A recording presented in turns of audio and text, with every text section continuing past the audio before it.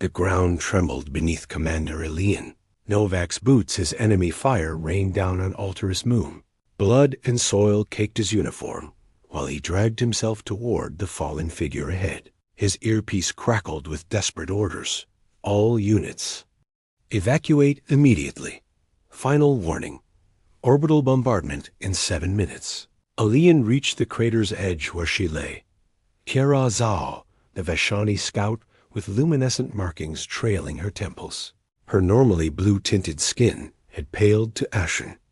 Gray, the wound across her abdomen pulsed with silvery fluid. "I found her," he shouted into his com. "Need immediate extraction for a wounded. Vashani ally." General Thorne's voice cut through static. "Negative, Commander. All shuttles committed to human evacuation. The Vashani Collective broke the alliance. They're shooting down our medical transports." "She's not like them," Elian argued, kneeling beside Kira. Her fingers weakly reached for his. In the midst of war, they had found something. Impossible. Moments stolen between reconnaissance missions. Conversations under twin moons. The careful touch of species never meant to connect. "Elian," she whispered his name through labored breath. Her secondary eyelids fluttered. "Go. I'm not leaving you." He activated his emergency beacon, though he knew it was futile. The horizon flashed with approaching Vashani warships, their distinctive triangular silhouettes growing larger. 3 minutes to bombardment, the com blared. "We cannot hold the extraction point much longer, Commander." Kira's hand tightened around his. The telepathic connection they shared flared suddenly alive with images. The first time they'd met at the border outpost, the night she'd shown him how her peoples. Bioluminescence responded to emotion, her silver-blue glow brightening when he was near. "They will torture you for information if they find you with me," she projected into his mind. "You must go." Her mental voice was stronger than her physical. "1. I will find you again. I can carry you." He insisted, though blood soaked his side, where shrapnel had torn through his armor. Captain Reyna's voice cut through. "Commander, your squad needs you. 23 lives depend on your guidance to the extraction point. The shuttle cannot wait." Kira's hand pushed against his chest. Weak but determined. Save them.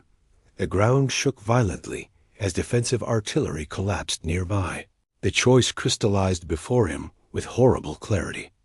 23. Soldiers or the woman who'd awakened his heart in the midst of cosmic war.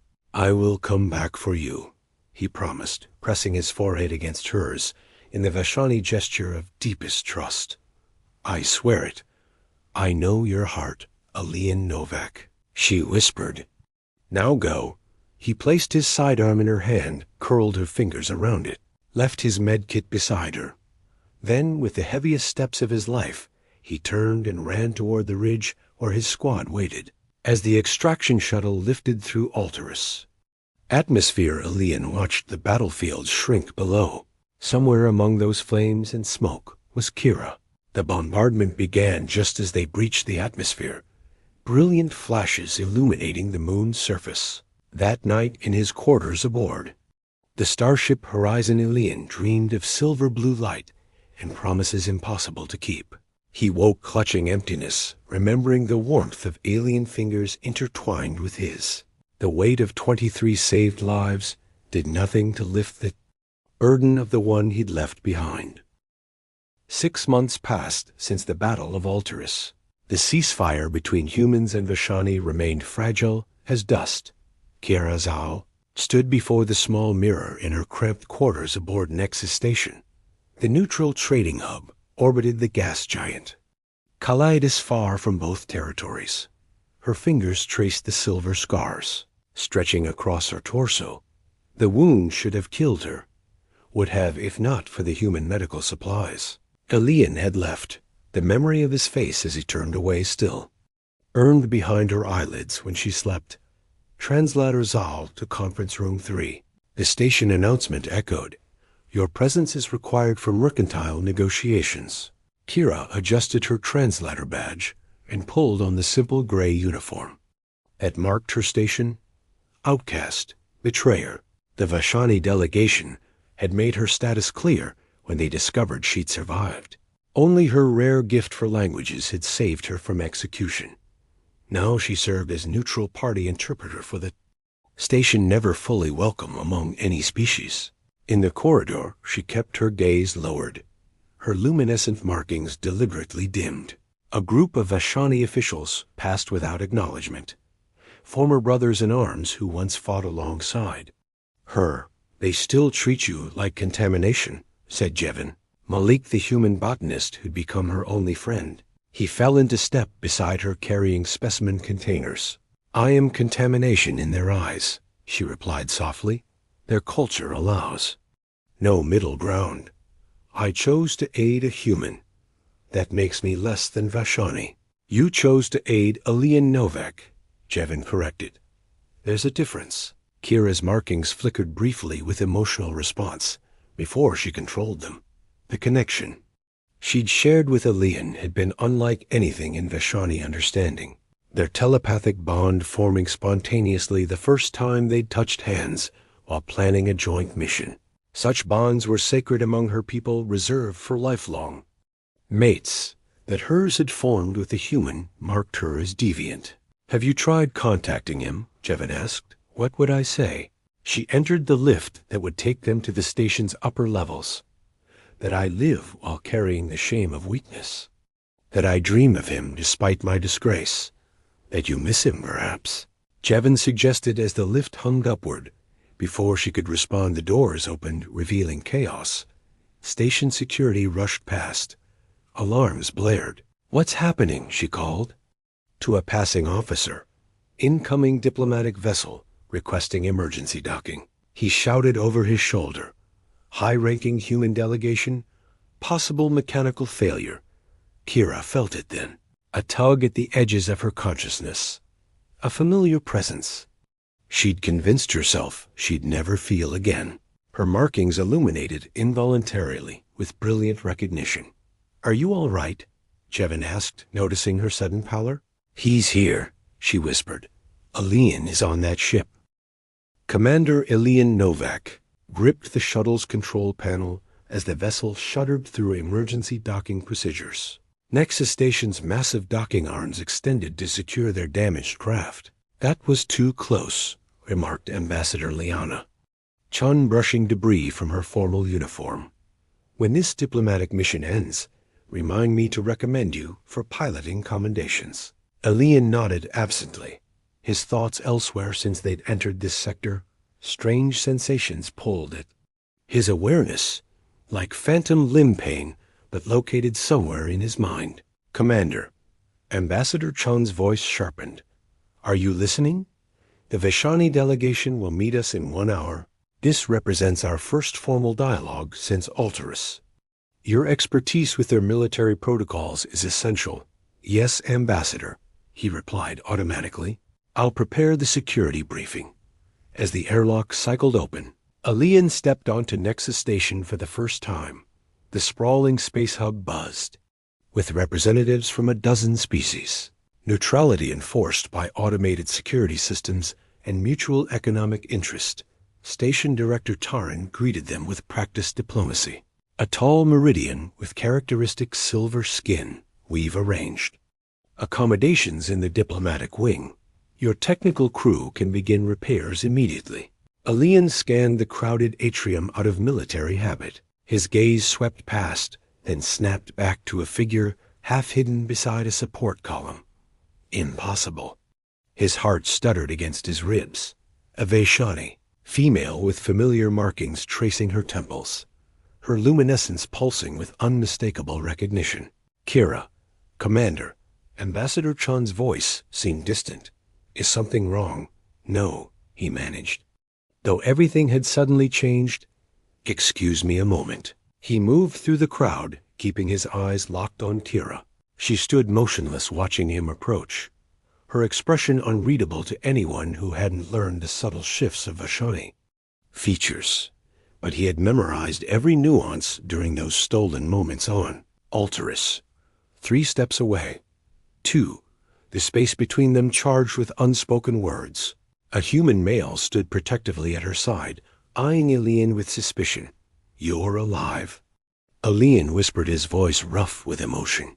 "You sound disappointed, Commander," she replied, her tone carefully neutral, though her markings betrayed her, pulsing with conflicting emotions. Kyra. The name felt sacred on his tongue. I searched every casualty list, every prisoner exchange. They told me no. Vashani survived the bombardment. Many didn't. Her gaze held his steady and challenging.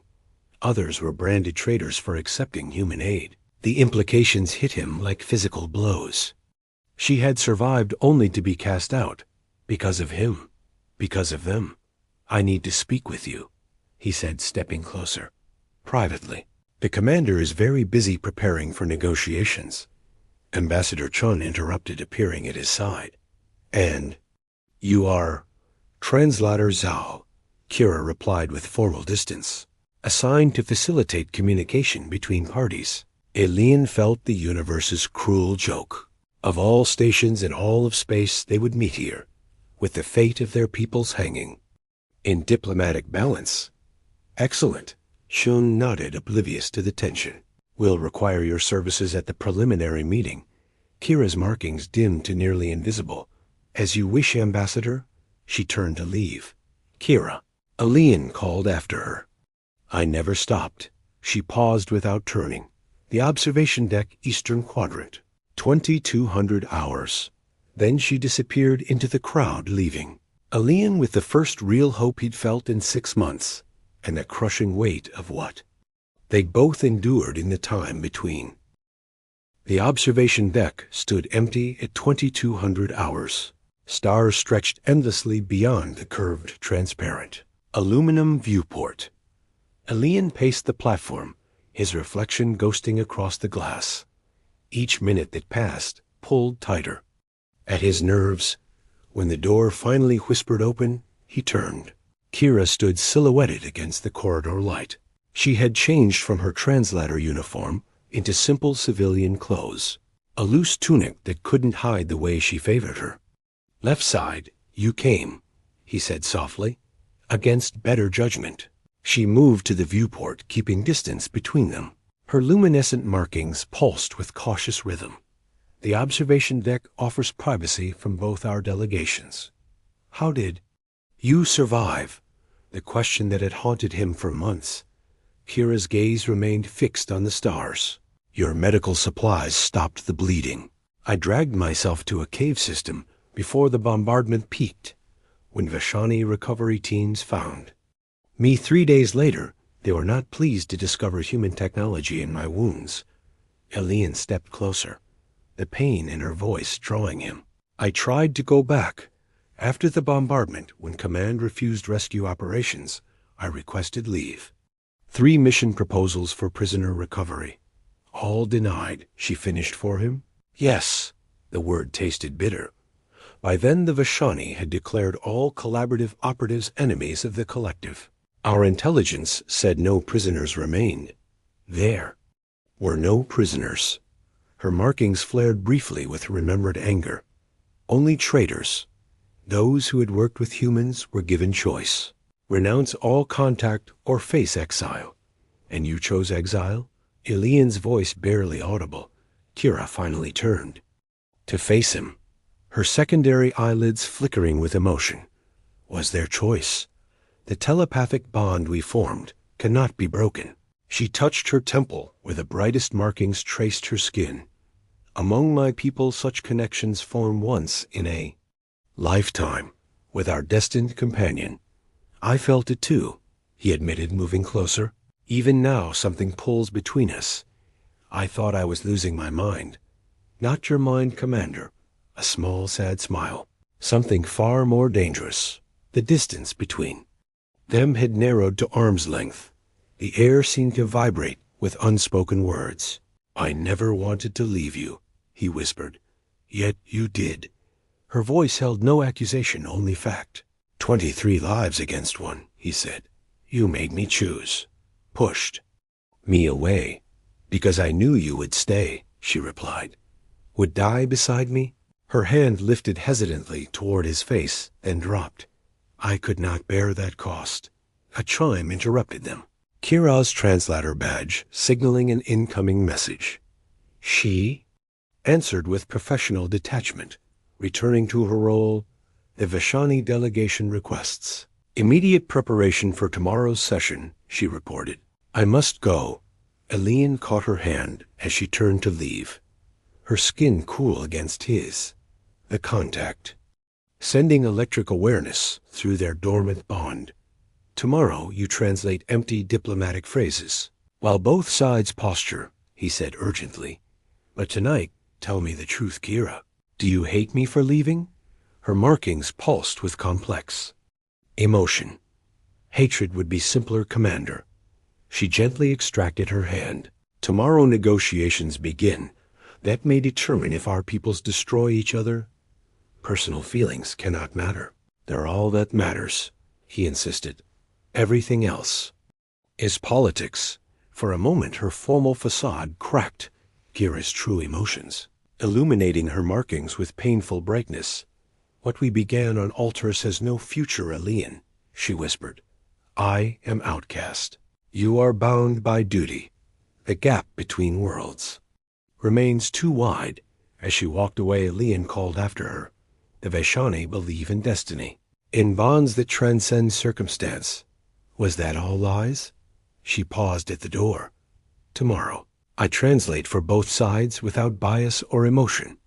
That is my duty now.